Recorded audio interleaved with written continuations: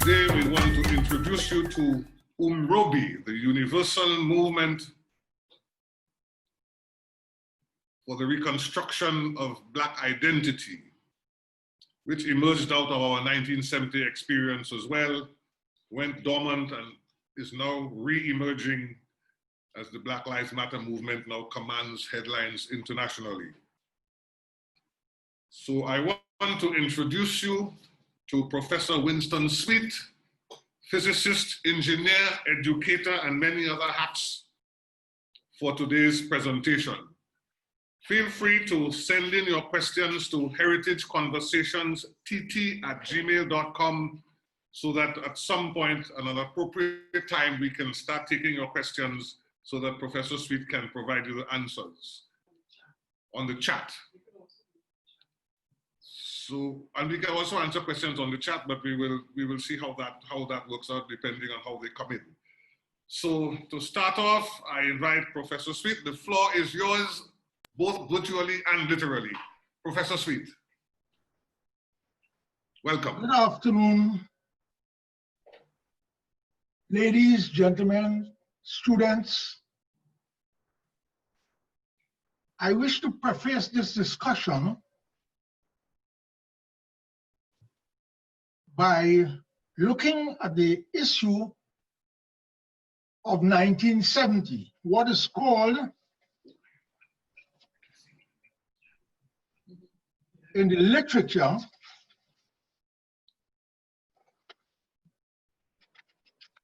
the 1970 revolution, or the Black Power Revolution. And I wish to point out that, or rather what it was and what it was not.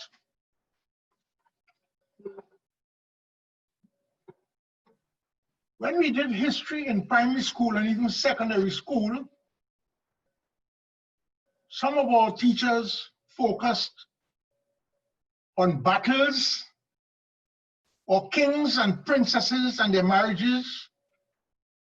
And what I hope to point out is that the issue we will talk about today is first and foremost not a single factor theory.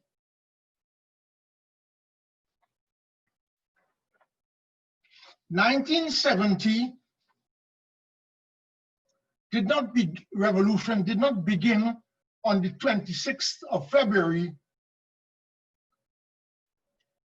with a march into Port of Spain or to the cathedral, the Catholic cathedral.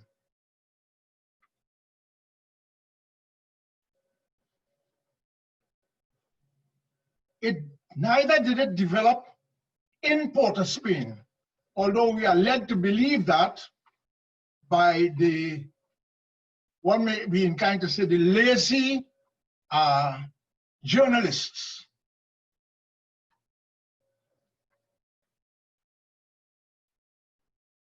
It did not begin with the Sir George Williams student protest. Neither did it begin with the visit of the Governor General of Canada, Michener, to the campus of St. Augustine. In fact, contrary to what we are led to believe, the genesis of 1970 must be put in the context of what I call several different historical streams. And if I am to begin with the most recent, I could say that 1970, the most proximate cause, was in fact the discontent, a spirit and a season of discontent that was boiling from 1962, when we became independent, up to 1970, So what we had in 1970 was the culmination of that season of discontent.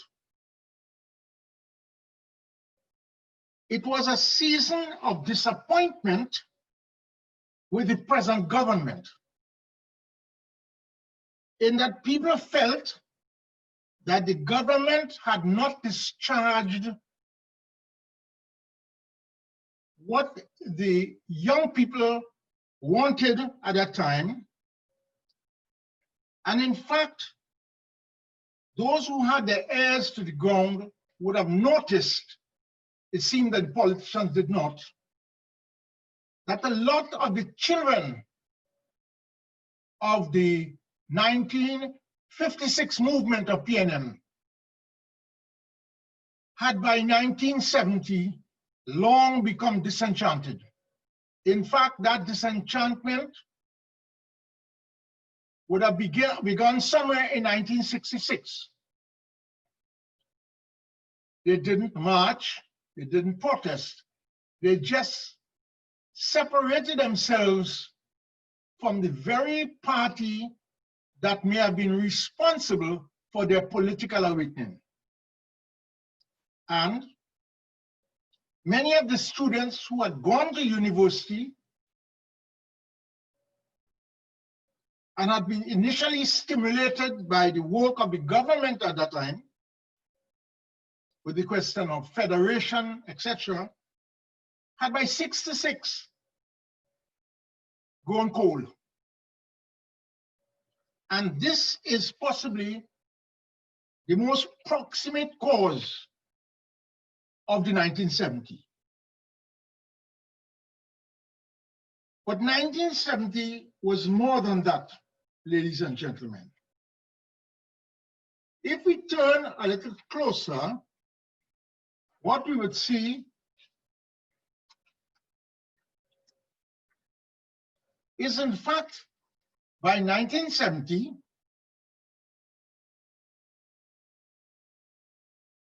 unemployment in the country was very high among the youth in particular.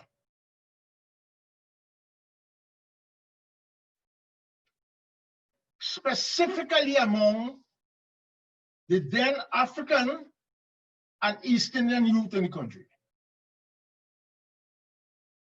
And this, as I will go on later to point out, was a key trigger in what happened in 1970.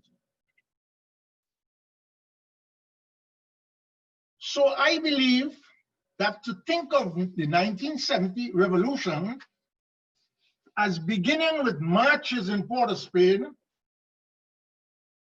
is to fail to understand the true historical nature, the organic nature of events. It would suggest as if suddenly somebody called a march and suddenly people started to march, and the next thing we know, we had a state of emergency. And this is why I would like to point out not only that there were several streams that stretch way back in the history of the Caribbean, I'm not going to go into them, but influences. But the most proximate one in 1970 was unemployment. I would therefore point out that no single organization was the midwife of 1970, which is what many of our West Indian scholars and writers and even foreign journalists would suggest. Neither, as I said before, was it a Port of Spain centered. And because of some of these mistaken ideas, in fact, I will talk about at another time were the reasons why the 1970 movement fizzled out in disappointment, in some cases insanity, in some cases migration, and generally what we found in 1990 with Abu Bakr was, in a sense, a logical conclusion, as was not, as is the present ignorance among two generations, and that this has resulted in what today is the slaying of young men by young men in what we call the ghetto areas, the loss of youth. So my contention is that understanding 1970 is to understand 2020. And if you want to understand 2020, you have to understand 1970. And it is for this reason that I will tell you all a little bit about part of this undocumented history. The organization with which I was attached and was one of the founding members, its name is UMROBI, U-M-R-O-B-I. Very, very relevant today. And yes, it had a resurrection, but its resurrection did not come because of the Black Lives demonstration in the United States. Let me say here now, its resurrection started some time ago because of the growing need for us in Trinidad and Tobago and in the Caribbean in particular. We must begin to discuss the issue of reparation for the descendants. That is the reason for the resurrection. It had nothing to do with Black Lives Matter. So I wish to tell you all a little bit about this organization in the time allocated. And what we have, in other words, we will try to entertain you for a period of about 20 minutes. Then we will pause and allow you to ask questions if you need be.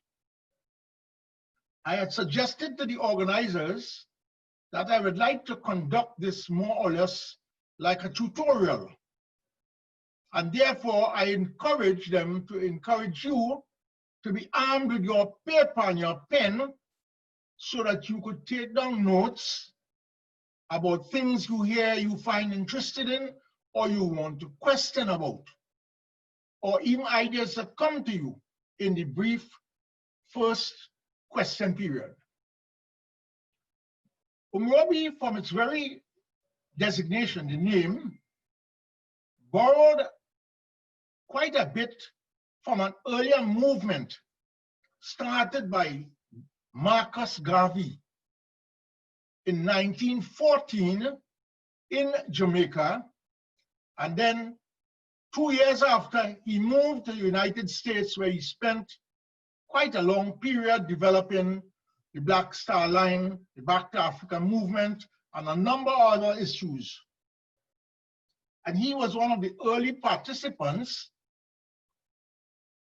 in the second decade of the 20th century in England, where he had journeyed for a brief while and met some of the old and venerable authors of what is called the Pan-African movement.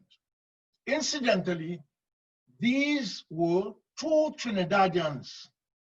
The first one is Sylvester Williams from Tanapuna.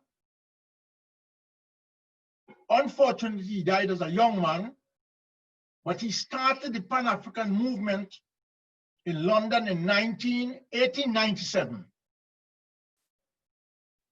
And this Pan-African movement, in brief,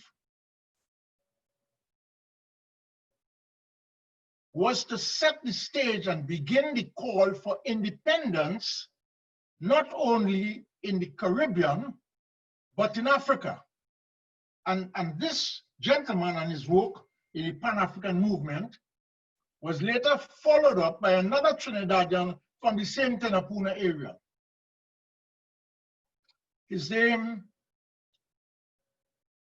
was Nurse, and he changed his name to George Padmore. Some of you all may know, have heard the name. Again, it is a Trinidadian, and again from the Tenapuna Aruca area.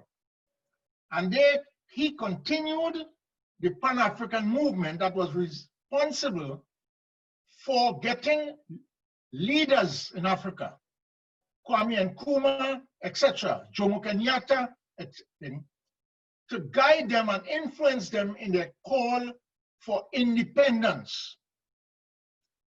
And their independence was linked to the independence of the West Indies.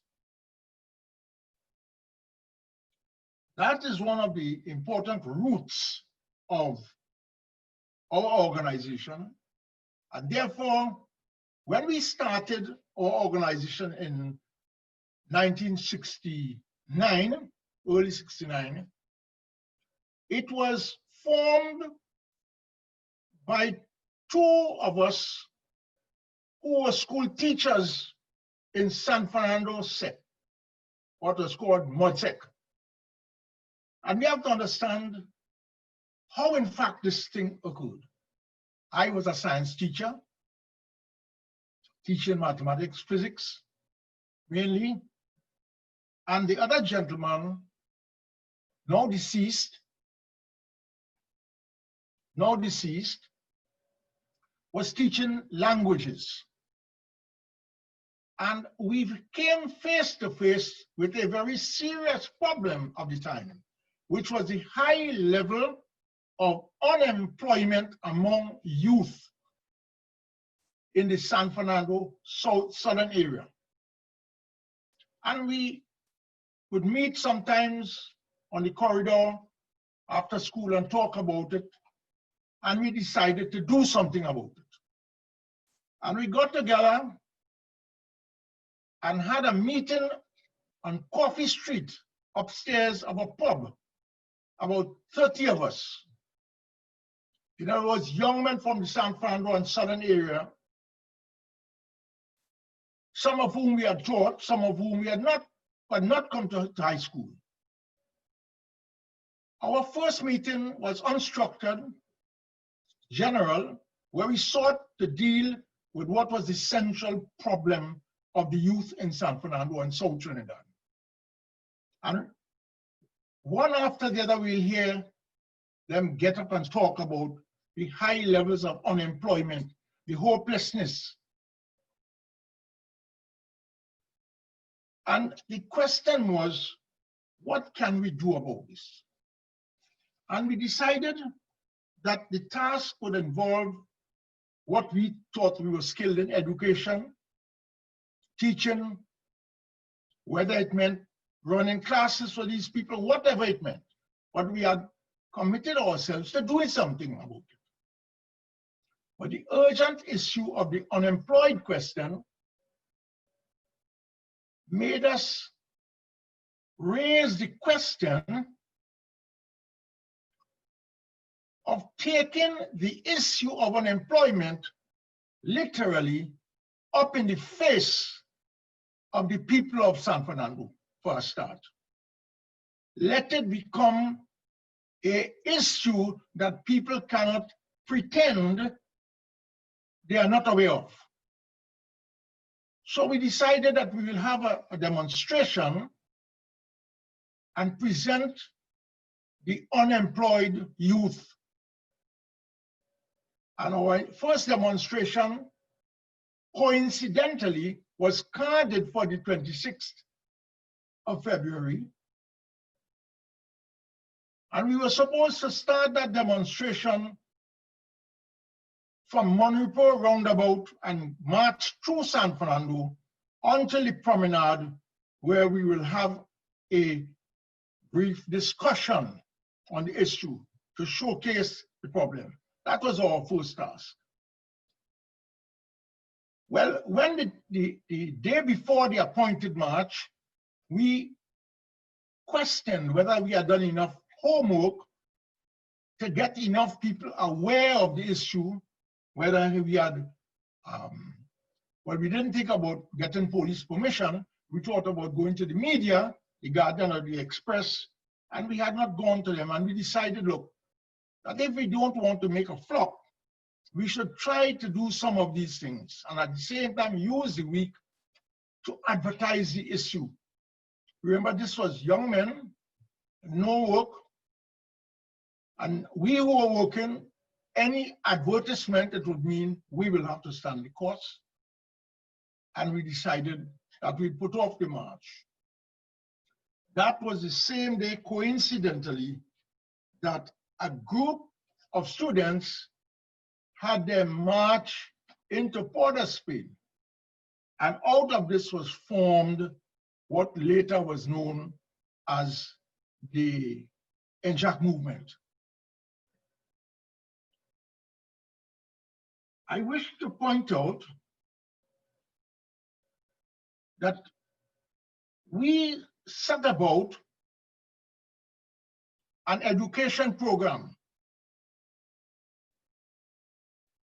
so that what we did was our Saturdays and Sundays would be spent going into the communities of the unemployed.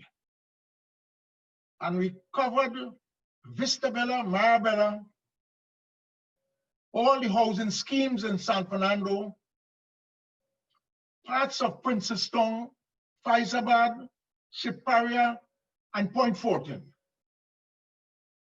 This was the area that we worked on, and we allowed it to take a free-form discussion where we would talk to the young people and they will talk to us.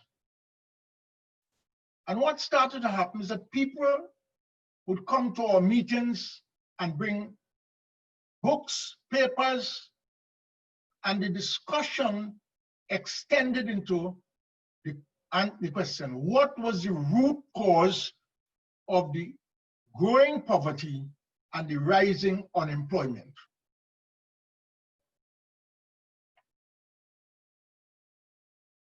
I will stop in another 2 minutes and then open the floor for discussion. But this is what we did. And let me say one time that when we look back, one of the faults that we fell prey to is that we did not spend enough time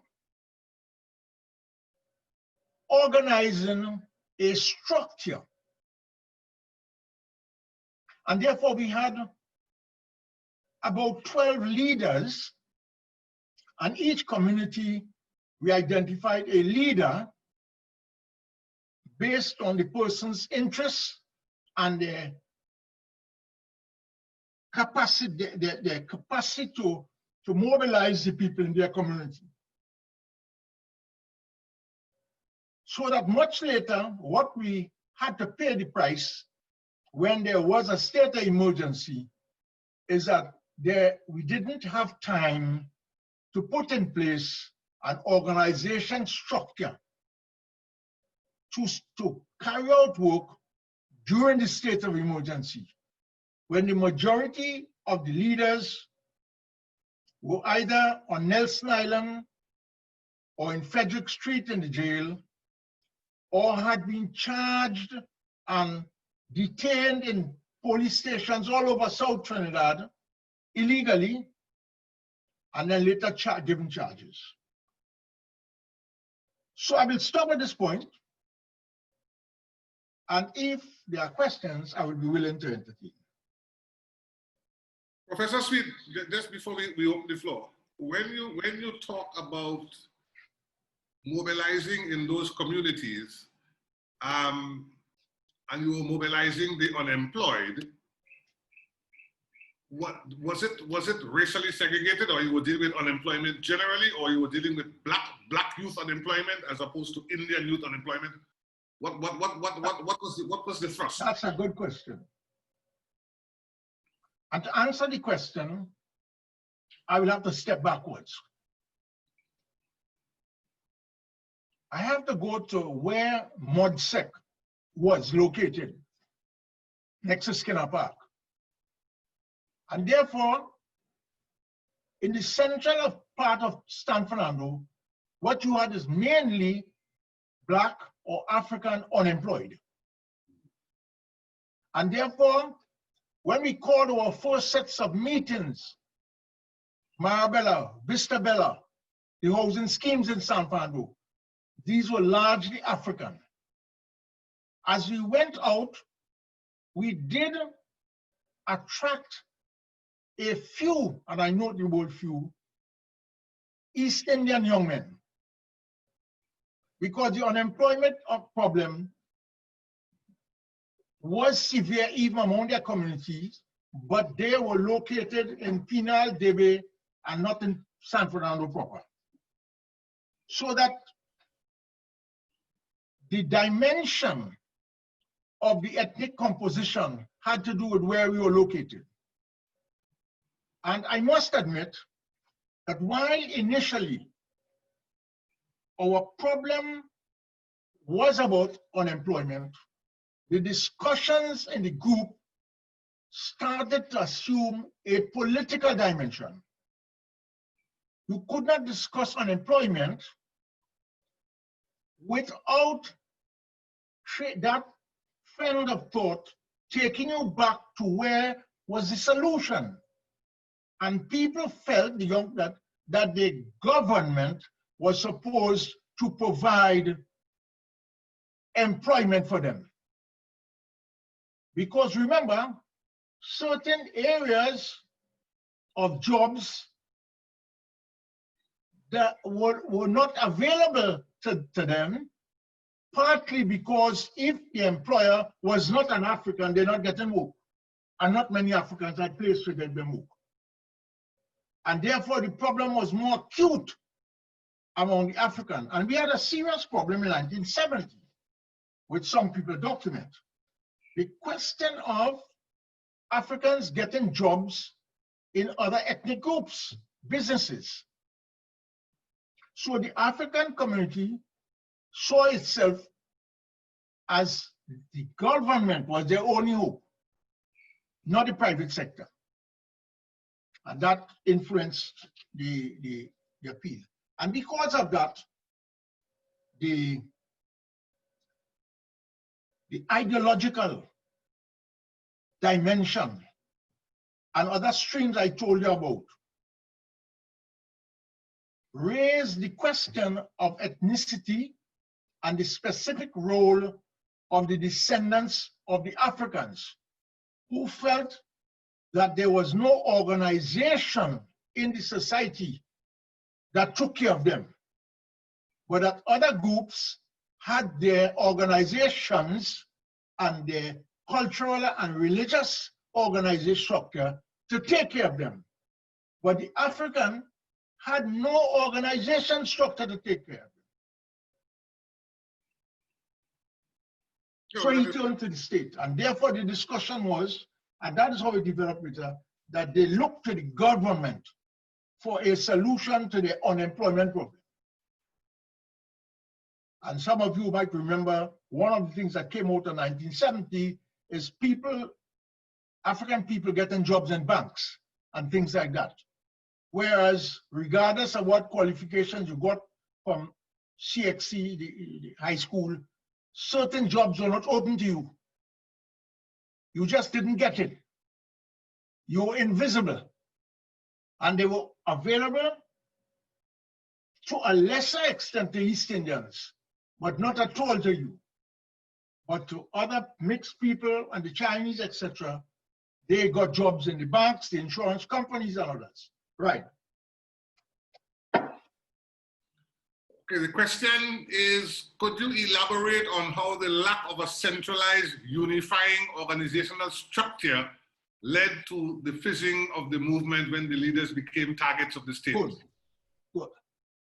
So what had emerged, in a sense, we didn't have time.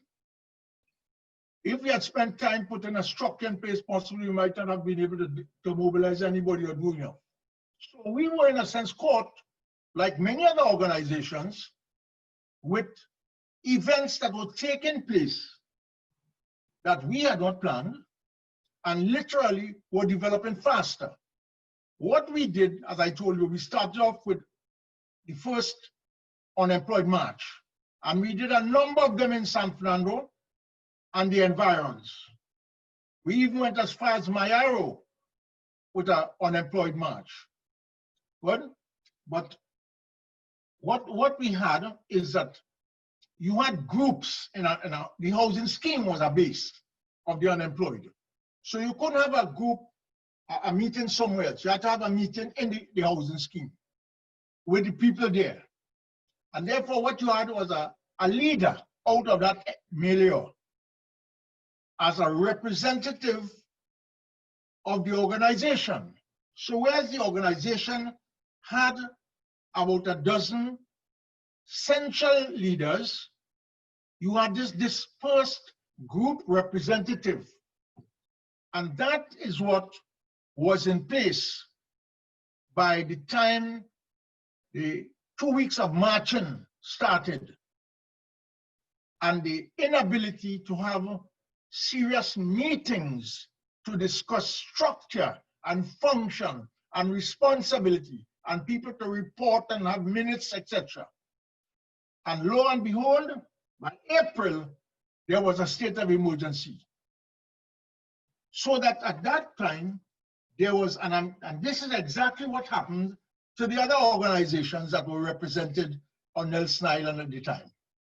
They had not put in place a structure with responsibilities and tasks.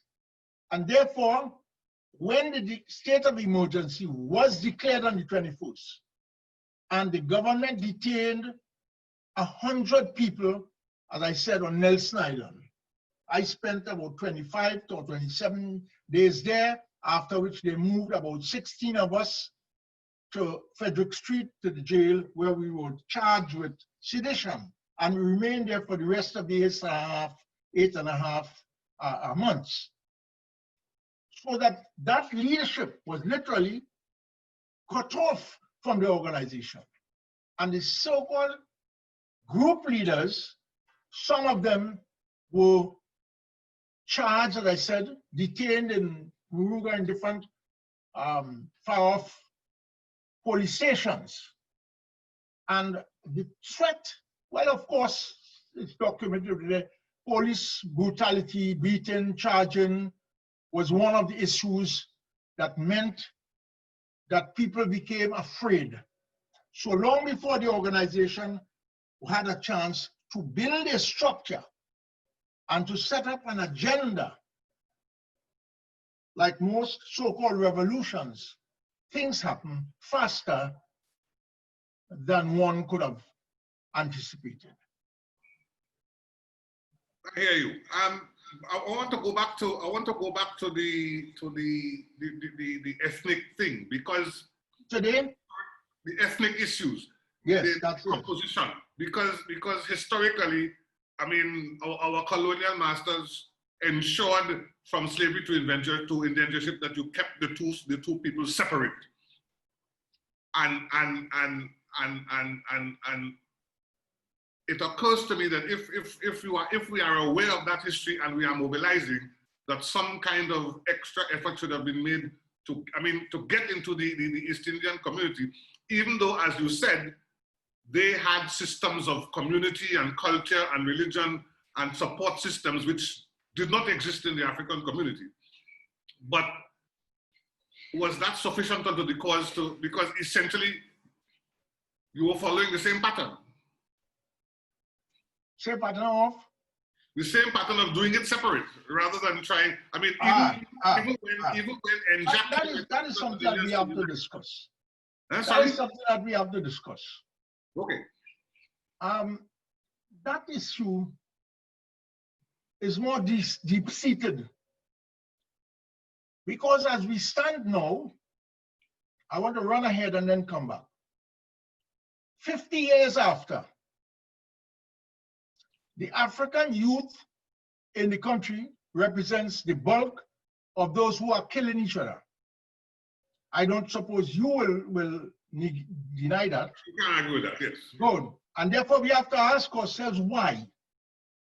We would find that in every ghetto, the majority of the people in the ghettos are African. We may have one or two East Indians in those communities, in the gangs, but the gangs are largely African gangs. That is the community hemorrhaging. Hemorrhaging. And we have, when we look around, one asks oneself, is it a sin to focus on the most disadvantaged in the country? Because they have unique problems that 50 years after, we don't need to go to statistics, but that will bear it out. That from 1970 to now, the African community has demonstratively been in receipt of less of the wealth created since 1970 in the society. And one can talk what one wants in terms of getting other people involved. You have to recognize that the African community is worse off today, 50 years after, than they were in 1970. And so the question is, so therefore, we were really looking at the economic structure, looking at who is at the bottom. So it turns out that at the bottom is black, but it was not a black movement, it was more an economic movement. That's what I'm trying to get at. What was the source, what was the motivating force? I am sure you would agree when I said the unemployed movement. Unemployed movement is an economic movement. Right. It's about how young people get a job, those who had O-levels and don't have a job, or even some cases, I remember, I'll tell you, this is something that in a sense triggered my own personal involvement. I remember a young man I taught in A-levels. He got, I think, 3 distinctions at A-levels. And one day I was going to school and I saw him on a Wassa truck. I could call his name. On a Wassa truck as a checker with 3 A-level distinctions. And I'm saying, we have a serious problem. Unemployment continues up to today to be a serious problem. With people who have degrees. Well, no, it has become worse. And I am not sure that other people share that fact. But to me, in 1970, what got me off of my, as they would say, off of your seat, as you would remember, teaching my subjects, and what I felt was with the passion and motivation and usefulness, to take a step back and ask myself, is that enough for those young men I'm teaching? And therefore, it is out of the poverty of South Trinidad and the unemployed youth that I, together with a now deceased fellow called Wayne Davis, he died as a vagrant in San Fernando on the street. He graduated, I think, the year after me in Mona doing the English degree. The effect of detention, the price he pays was sanity. He died as a vagrant. He was the other gentleman who, in fact, he made the initiation. He called me. He said, "Sweet boy, I want to talk to you about something." And he started the talk. And every time I think of it, I am still here and he is not here. I ask myself, sometimes life is like that. He, in other words, paid an extreme price for trying to help people. And what made him come out of his crease with his blackboard and his chalk was the students leaving the school and not getting jobs. The state of unemployment. That is a serious thing. And we were sold the idea that once you committed yourself to the education, that you would find a way, that a way will be made for you. We and our parents were trying to fool ourselves. We saw the state sector and the government as the central employer for us, Black people. And we went into the public service, we went into the teaching service, we went into the police force, we went into the prisons, we went into the nurses, and all these things in the state sector, because we knew that we did not have enough Black business to employ Black people.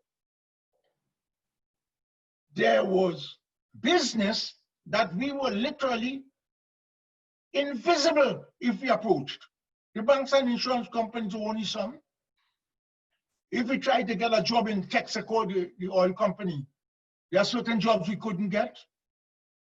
In other words, the stratification because of race was a glaring part of the problem, the calculus that we were up against. So we undertook to do something that even we ourselves didn't realize how demanding and large it was. The problem became bigger and bigger as you looked at it. So education was not the answer. That the problem is with us again. It is with us again, and I tell you so. Whenever I pick up the papers and I hear the police has just killed 3 people in Macaco, so in Laventille, or 2 fellas in Laventille kill each other, that is the tale. No, and you ask yourself, where have we gone? So having been told that education was your key to success, and finding out that you can get the education and still not get anywhere near success, is the problem education? No, the problem, education is not the only problem, the answer. Some of us realize that education was not the only answer. We had to ask and look into the state only for employment is also not the answer. In a mixed economy where you have a private sector, in some societies, the private sector provides the bulk of the employment. In some countries, at certain times, the state sector provides the bulk of the immediately after colonialism, the emancipation, the state sector was significant. But what started to happen is the development of the private sector that did not open its doors equally to Africans. And therefore, not only those who got jobs, but there were other factors, demotivating factors to the African society. Question, why do you think that decades later, the socio-economic structure seems to not have changed that much despite the previous movements? Well, I could hazard 1 or 2 comments. One is that young Africans got, for some reason or the other, to use one of the phrases that I shouldn't use, they drank the wrong Kool-Aid. And they focused their attention to working in the state sector. That is though like you and myself. We focused in teaching and all the other state sectors. That doesn't make us wealthy, neither does it give us the capacity to employ anybody. And therefore, the African from 1970 to now has little capacity to employ Africans at all. And therefore, that is why we are worse off. That the state sector, as it goes through its crisis, whether it's oil or agriculture, whatever, the state sector cannot provide all the employment. And the private sector, the African is not in the private sector. He has been building the nation. He has been building the private sector. And there are no set of businesses of Africans to give him employment. And that has a lot of other dimensions other than just simply not being able to give him employment. Question, how did your time in detention affect you? Well, I could say what I did with my detention, and that might answer the question. When I went to QRC, I had a bachelor's degree in physics, and I taught physics. I also taught mathematics, and on a rare occasion, they would give me any other thing to do. But those are the two main areas. When I left QRC after 2 years, I went to San Fernando, MODSEC, and I taught there for the better part of 2.5 years, up until April, the same subjects. After my first stint in detention, which lasted 8.5 months, I was at that time on suspension for teaching.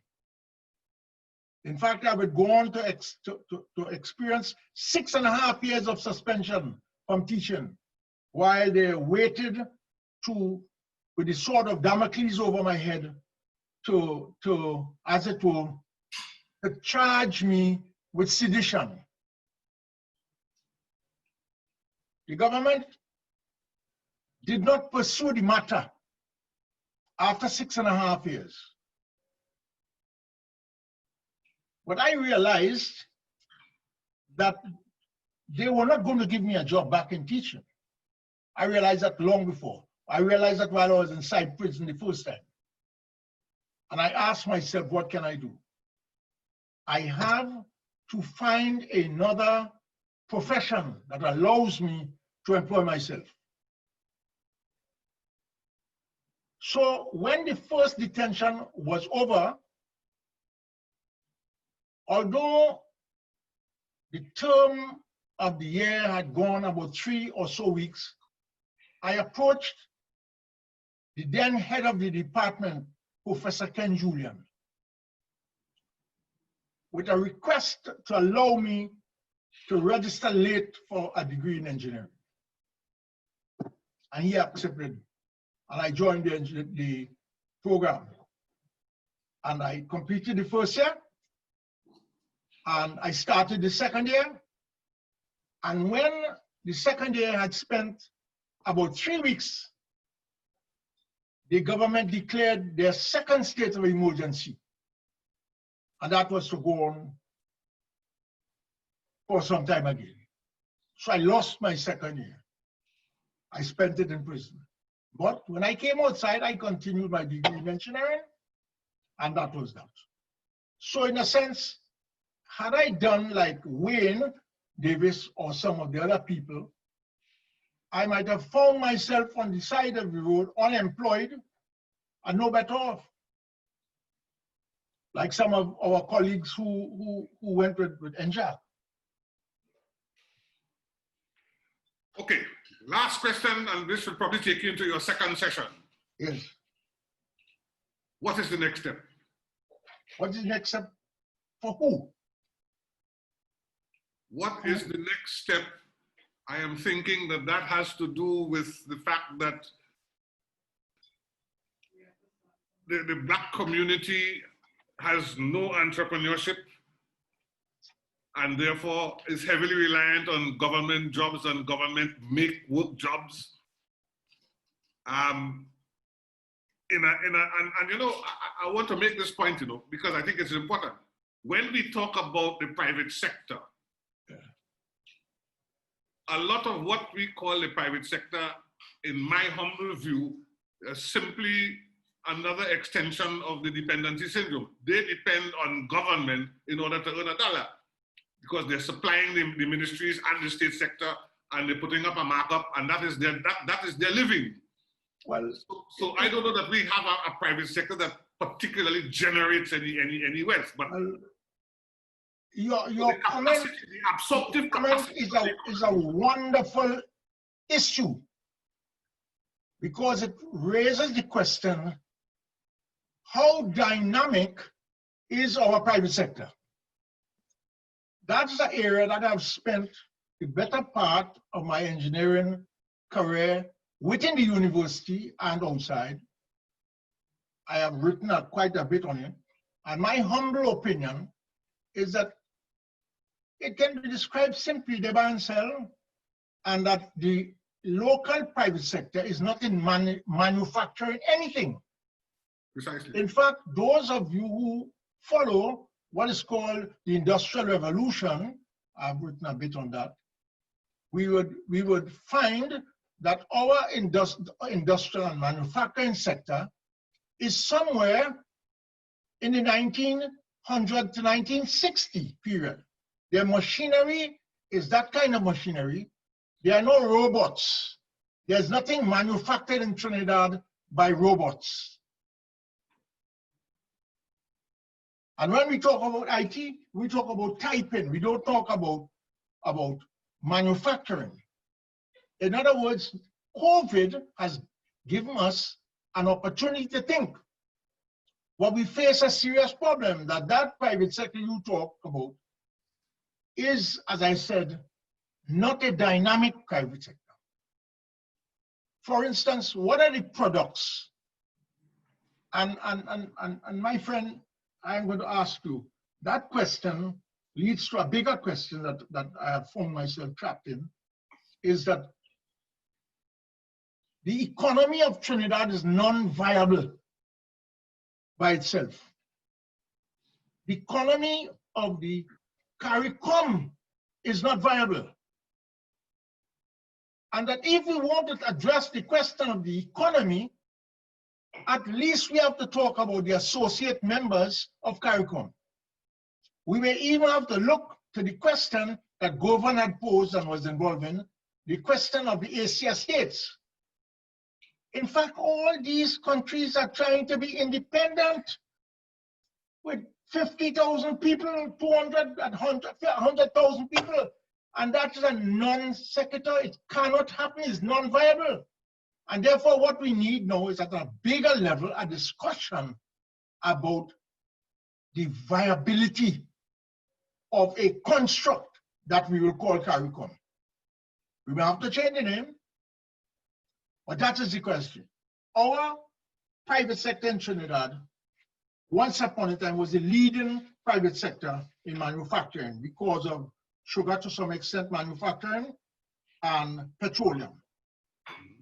But today, with the demise of the sugar and agriculture and the floundering of petroleum, I fear that the premier position of Point Lisas may have disappeared, not because somebody else has taken it over, but because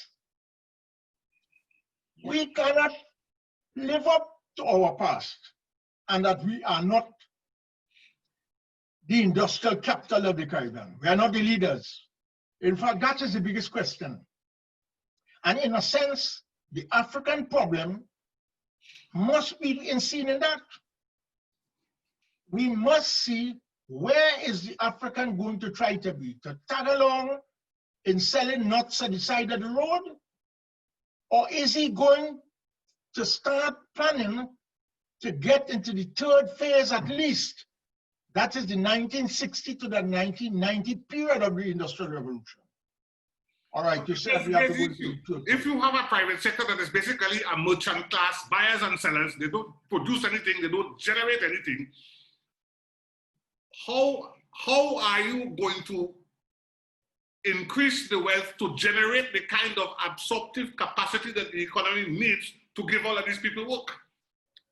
What we need now, sir, what we need now is that leadership must emerge to deal with this crisis. As I said, COVID has given us time, but it has also shown us our vulnerability. While we are thinking of, well, you shut down the airports, which is correct, but tourism was dying even before that.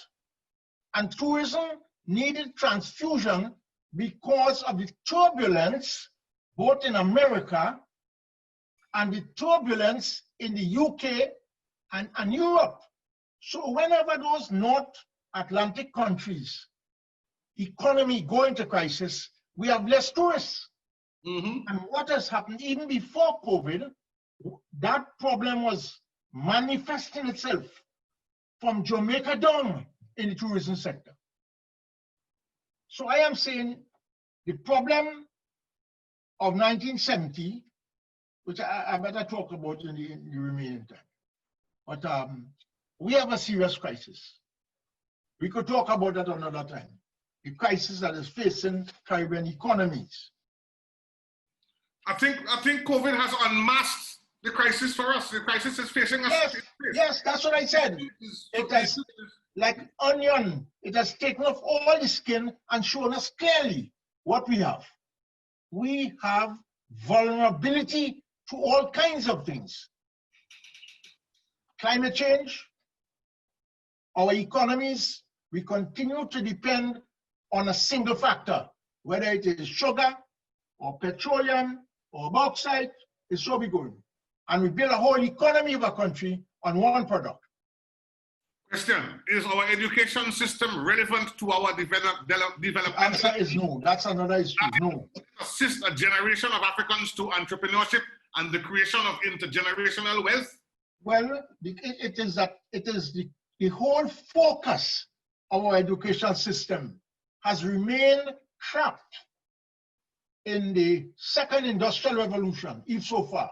That is from 1900 to 1960. Our education system was designed then for that period. It has not gone on to the period 1960 to 1990, far less 1990 to what the industrialized developed countries of the North have. Our education system, once upon a time, we were considered very good. Now we are considered very backward. We need a whole change. I don't want to use the word revolution because some people get it, but we need a whole rethinking. And the rethinking includes a rethinking education, as well as a rethinking in terms of industry, in a rethinking in terms of the role of the African in society. We are at that crossroads.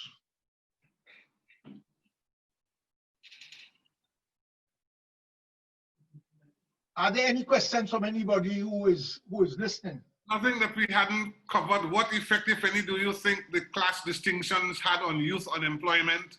I think we covered that.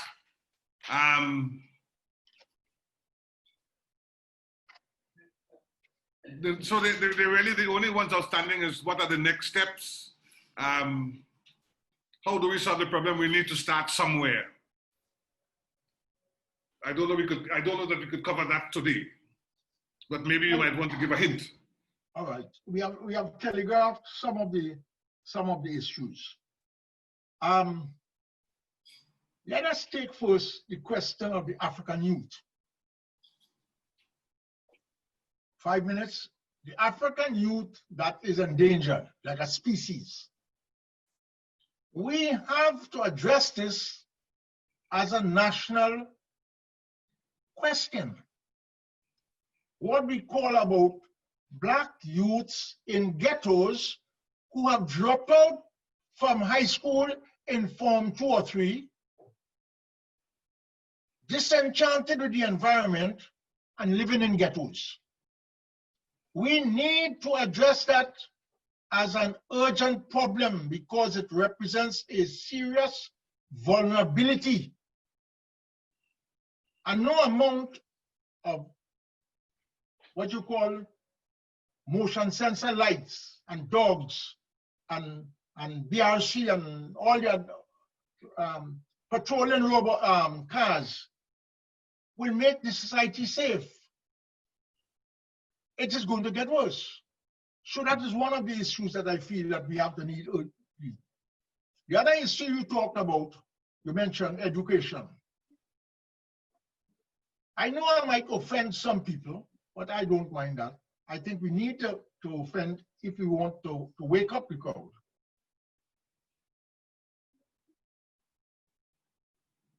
Our education system, as I said, was suited to a period in the past, what I call the second industrial revolution, when we were now talking about electric motors and generators and things like that, and the internal combustion engine and fascination with cars, etc. That was the state. And the chemistry and the physics that we did, even the biology that we did in high school, was enough for that. What has happened today is that, as I point out to some of my students, the smallest motor car in the garage, in the car park, today is not manufactured by men. I saw a program a few nights ago, looking at my cell phone, at what's his name again, Musk, and the setting up of his factory to make the new electric car. And you see a few people walking up and down monitoring robots. The car is an electric car. And it is made by robots. And we in Trinidad have nothing made by robots. We haven't even addressed the question. What are we going to make? What are we going to sell?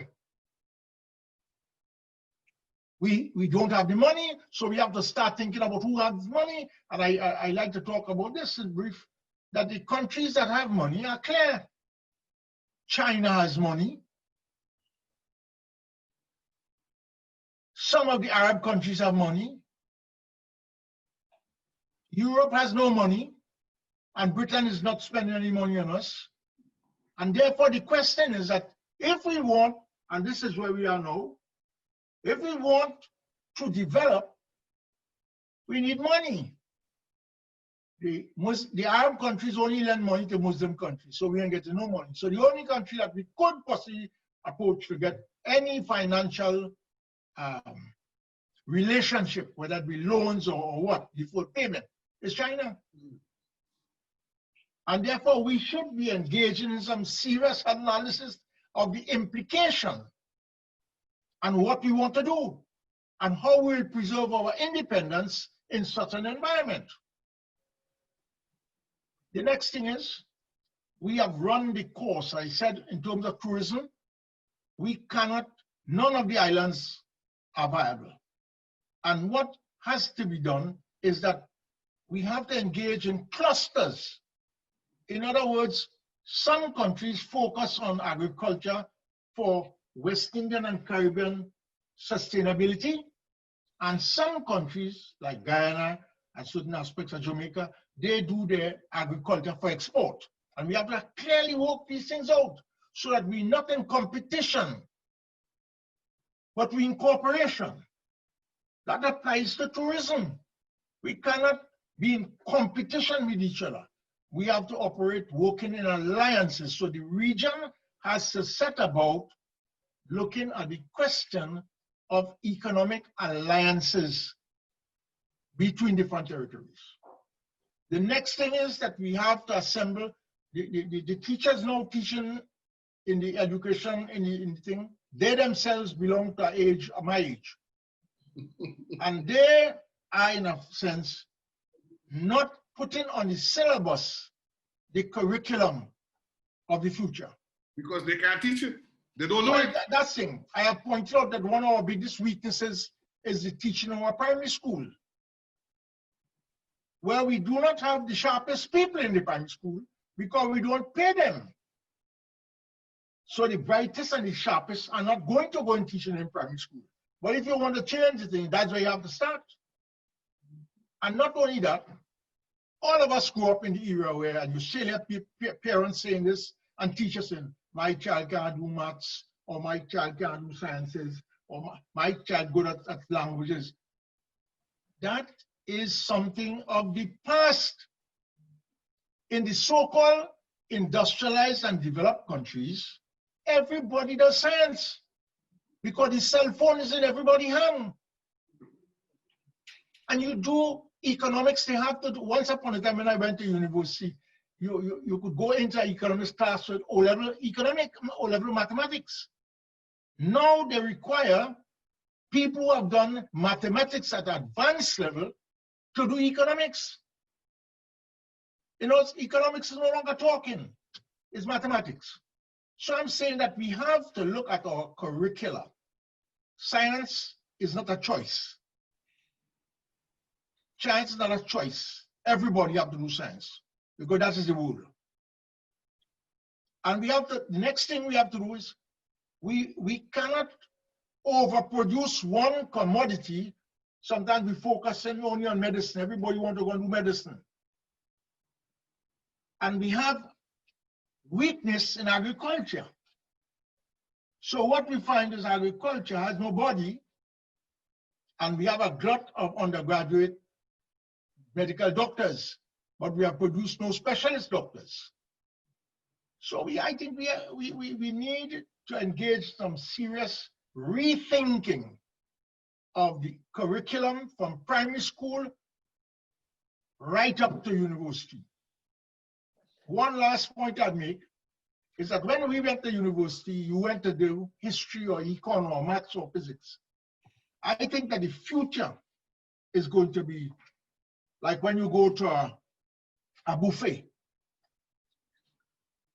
When you go to a buffet and you walk around on the table and you take what you want. A la carte, you take what you want. In other words, the student will make the degree, not the quality, the content. He wants to do music, he wants to do accountancy, he wants to do this, and he picks the subjects, and the university provides training in the area. And we have to disaggregate this thing of lumping, this one is in this group and that one. Those groupings, you have to rethink the group. Any questions? Well, just on what your thoughts on the steps to sustainable development as a nation, but maybe you kind of just covered some of that. So I think there are no more other questions. So I think we can safely thank Professor Sweet for the presentation.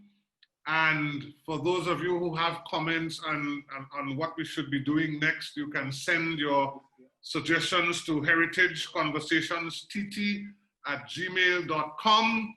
And I will leave you with one thought, Professor Sweet. If you have no money, what is the significance of independence? But that is not for this discussion.